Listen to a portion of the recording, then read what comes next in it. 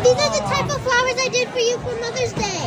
That's delicious. I can make.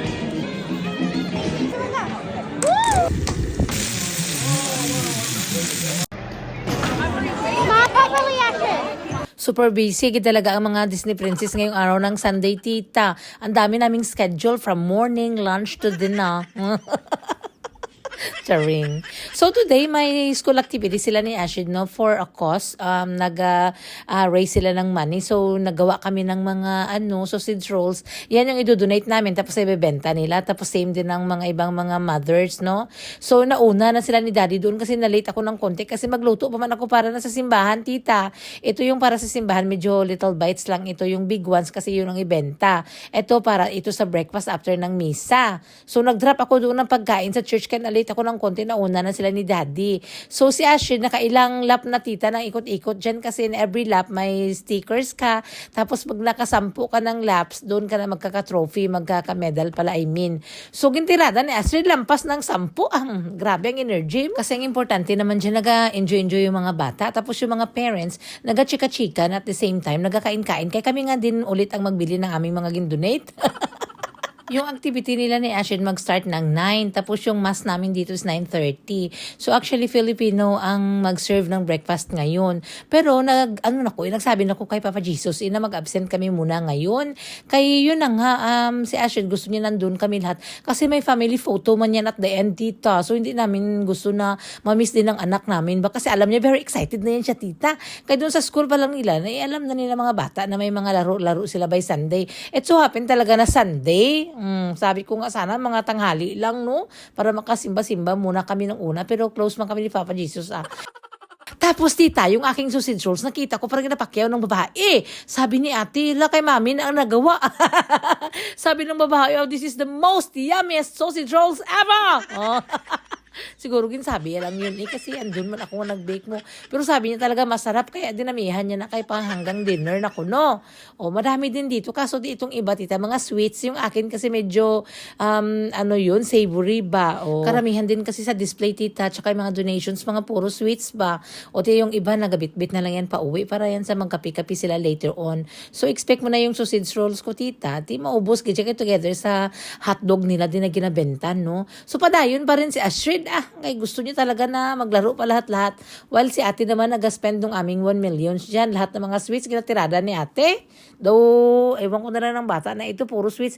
Tingnan niyo naman bala yung katawan niyo, gamumudo na yung kanyang mata. Enjoy na enjoy yung mga bata sa sweets. Alam niyo naman mga bata, yung mga mata nila nakatutok lagi yan dyan. O tingnan niyo naman ba mga decorations, ang beautiful, no? O. So yung sa mga mommies naman, ang sausage rolls, tsaka yung mga hotdog, kapi-kapi, o ganyan. Tapos na marami ako nakita na marami sila mga bit-bit pa uwi. Kaya doon nilang tudasin sa bahay pagkatapos. dessert, no? So, dumating na tayo sa punto ng awarding na tita. So, dito na tayo kay Ashrid. So, may medal sila, tita. Dapat maglampas sila ng 10 na laro o 10 stamps and then makakuha ka ng iyong medal and then may family photo. Na ito na talaga yung moment.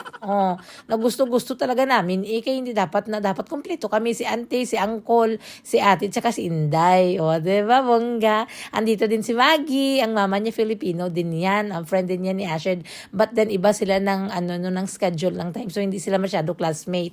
This activity is only for 2 hours, tita. But then mga 30 more minutes pa and then nag-uwian na din yung iba. So sabi ko, perfect talaga ang moment na patapos na din ang misa, tita. Mag-breakfast na dun sa simbahan.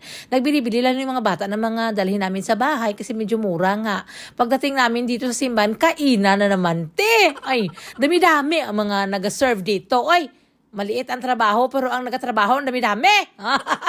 O di ba bongga? Makita mo talaga yung pagsasama ng mga Filipino dito, tita. Tingnan nyo. Patapos na din kaya nagkakain na din itong mga nag-serve, no? Kaya nag-start sila ng 10:30 pagdating namin medyo late na ng konti. Pero marami pa rin mga pagkain. Tingnan nyo bala, may sopas. Pero sobrang kabidyo-bidyo ko, tita. Hindi na ako nakakain ng sopas. Ay, bot na lang. So, makain ako. Wala nang naman nakadiro. Taob na. Video pa more. So since marami nang nagtatrabaho dito, may tagahugas kami, may mga taga-dry. Ako nagpa-feeling na lang kunyari na may trabaho man ako. Alangan nga tanga-tanga lang ako dito sa tabi. Mindset ba? Kuha ka din ng trapo tsaka punas-punas ng kunti. Para ba may kwenta din ako ba? So, noong una, ang unang group ng mga Filipino na nag-serve ng breakfast, isa lang. Since marami nga ang Filipino na dito, tita, nagawa din sila ng panibagong group. At least mahati kami ba? Ang dami pa rin pagkain. Ganun pa din ba sa Filipino? Fiesta talaga, te. So, yung aming Ferrari, ang Ferrari ni Uncle, hindi na mag-andar, napapagod na siyang huminga. Oh, nagdesisyon siya na magpaiwan siya doon sa simbahan. Iniwanan namin eh. Basta galing nagpa-party-arty, wag mong pogsin. So sabi namin sa sasakyan, bala ka dyan sa buhay mo. Magpunta kami sa market kasi nagbili nga kami dito ng tita, ng honey. Ang pinakabongga sa lahat na pinunta namin dito is yung suman. Nagabenta man yung kababayan natin si Tita Grace. O lahat ng mga Filipino dito nagabili sa kanya ng suman. Mag-order ka talaga or else nga ka, wala kang mabili. Okay, lahat-lahat may-ari na yan. May paaman pa talaga, tita. Alam na alam niyo naman na si Acid, paborito talaga ito. O pati itong binigay sa akin ni tita, ang sarap talaga ti, ay naku. Kulang sa amin ng ilang piraso, ti kailangan magbili kami minsan, medyo madami-dami din kay tatlo kami ang nagatirada niyan mo, si Inday Acid nandun pa lang sa loob, nakatatlo na. Nagabenta din si tita ng maraming pastry kung pili ka lang kung ano mga flavor, ano ang mga palaman dyan, tapos dito mga display, ay dako-dako ito ti Gusto ko magbili nito. Lalagyan ng mga wine. Maganda siya, di ba? Cute. Oh. So pagkatapos namin doon sa market na nagkain ng suman-suman, tumawag na naman si Kumaring na may kainan daw doon sa playground. Kaya nagalaro-laro ang mga bata ba. May mga baon sila tsaka nag-barbecue. Ito natural. For the go ang mga girls Pati si Uncle hindi pa man siya nag-work. Di nakakain pa kami doon chika-chika no. Maganda kasi may barbecuehan sila doon na ganyan ba. Pagkagabi, nakalimutan ko si Uncle, sunduin ko pala. Kaya wala pala siya sa sasakyan. Nagpunta kami doon ngayon sa simbahan, tita. Ginsundo namin yung nagtampo naming Ferrari. Buti sabi ko mo, uwi ka na, ti. Kay kawawa ka dito malamig. Ayun, umandar siya. Yun, nadala na namin siya pa uwi Mga mahilig talaga sa sunggod-sunggod itong Ferrari namin na ito. Magbili na guro kami ng bago